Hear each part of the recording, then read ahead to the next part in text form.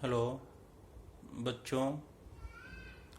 आज हम लोग बौद्ध दर्शन के अंतर्गत चार आर्य सत्य यानी फोर नोबल ट्रूथ्स के बारे में अध्ययन करेंगे। आइए उससे पहले हम लोग गौतम बुद्ध के प्रारंभिक जीवन परिचय को जान लें। तो जैसा कि आप लोग जानते भी होंगे, 563 बीसी में गौतम बुद्ध का जन्म कपिल वस्तु के लुम्बिनी नामक ग्राम में एक राज परिवार में हुआ था और 80 वर्ष की अवस्था में 483 बीसी में वे कुशीनगर में महापरिनिर्वाण को प्राप्त किए थे। सर्वप्रथम संसार के सभी दुखों को, सभी लोगों के दुखों को देख करके वे उनके मन में वैराग्य का भाव उत्पन्न हुआ और वे घर परिवार, माता पिता, पत्नी, पुत्र को छोड़ करके ज्ञान प्राप्ति हेतु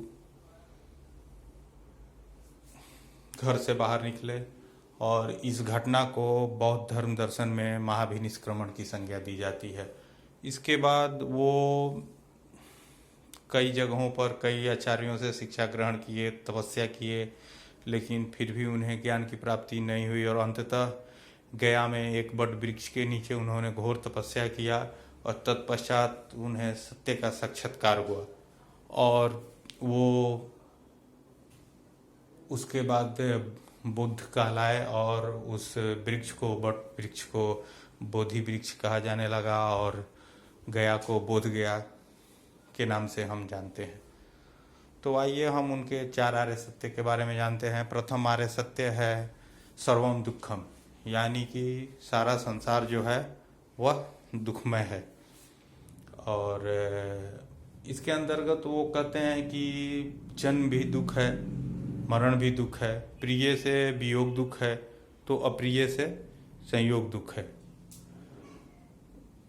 बुढ़ापा दुख है, बीमारी दुख है, यानी कि सारा चराचर जगत जो है वो दुखमय है। लोग अज्ञान बस उनमें से कुछ दुखों को सुख के रूप में समझने लगते हैं, जो कि हमारी अज्ञानता के कारण होता है। उन्होंने तो यहाँ तक कहा कि अभी तक दुखियों ने जितना आंसू बहाया है वो महासागरों के जल से भी अधिक है। आइए अब हम द्वितीय आर्य सत्य पे नज़र डालते हैं। तो दूसरा आर्य सत्य है दुख समुदय, यानी कि दुख का कारण है। और दुख के कारण के रूप में वो कारणता सिद्धांत का भी प्रतिपादन करते हैं, जिसे बौद्ध दर्शन में प्रतीत्य समुत्पाद के नाम से जाना जाता है। तो इसमें हम ये अध्ययन करेंगे, ये जानना चाहेंगे कि आखिर दुखों का मूल कारण क्या है। वैसे बौद्ध दर्शन में दुख को सांकेतिक रूप में जरा मरण की संज्ञा दी गई है। जरा मरण का कारण क्या है? जरा मरण का कारण भव है, जरा मरण का कारण जाति है, या हम ऐसे समझते हैं कि अविद्या दुखों का मूल कारण है और अविद्या से संस्कार होता है।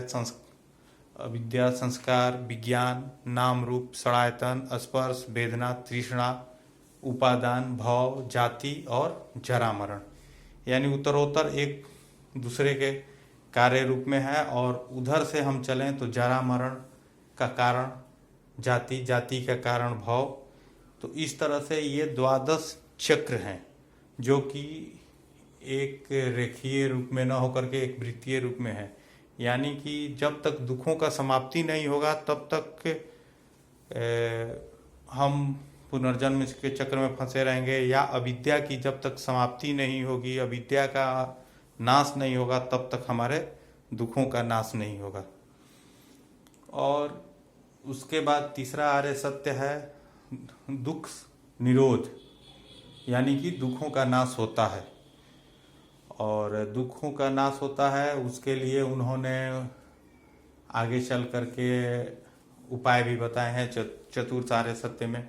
यहाँ पे हम ये चीज बताना चाहेंगे कि बहुत सारे कतिपय दार्शनिक उत्तरोत्तर दर्शन में लोग बौद्ध दर्शन पे ये आरोप लगाया है कि बौद्ध दर्शन निराशावादी है, लेकिन तृतीय आर्य सत्य में ही उन्होंने कहा है कि दुखों का नाश होता है। तो इससे स्पष्ट है कि कभी भी बौद्ध दर्शन निराशावाद की ओर हमें नहीं ले जाता है। और चौथा आर्य सत्य जो है दुख निरोध गामिनी प्रतिपद, यानी कि दुख के निरोध के लिए मार्ग भी बताए गए हैं, जिन्हें कि बौद्ध दर्शन में अष्टांगिक मार्ग के नाम से जाना जाता है, जिसके अंतर्गत आता है सम्यक वाक, सम्यक कर्मांत, सम्यक संकल्प, सम्यक दृष्टि, सम्यक आजीव, सम्यक व्यायाम, सम्यक स्मृति, सम्यक समाधि। इस प्रकार ये 8 जो हैं मार्ग, ये उत्तरोत्तर दुखों के नाश करने में हमारे लिए सहायक होते हैं। और इस प्रकार हम देखते हैं कि बौद्ध दर्शन में ये जो 4 आर्य सत्य हैं, इनका व्यवहारिक जीवन में महत्व ज़्यादा है और सैद्धांतिक रूप में कम, क्योंकि इन अष्टांगिक मार्ग के द्वारा हम अपना तो अविद्या का नाश करेंगे ही, अपने दुखों का नाश करेंगे ही, समाज के अंतिम व्यक्ति के दुखों को समाप्त करने के लिए भी हम प्रयासरत रहते हैं। जैसे कि भगवान बुद्ध का कर्मरत जीवन ही इसका सबसे बड़ा उदाहरण है। और इस प्रकार आज हम क्लास को यहीं पे समाप्त करेंगे। धन्यवाद।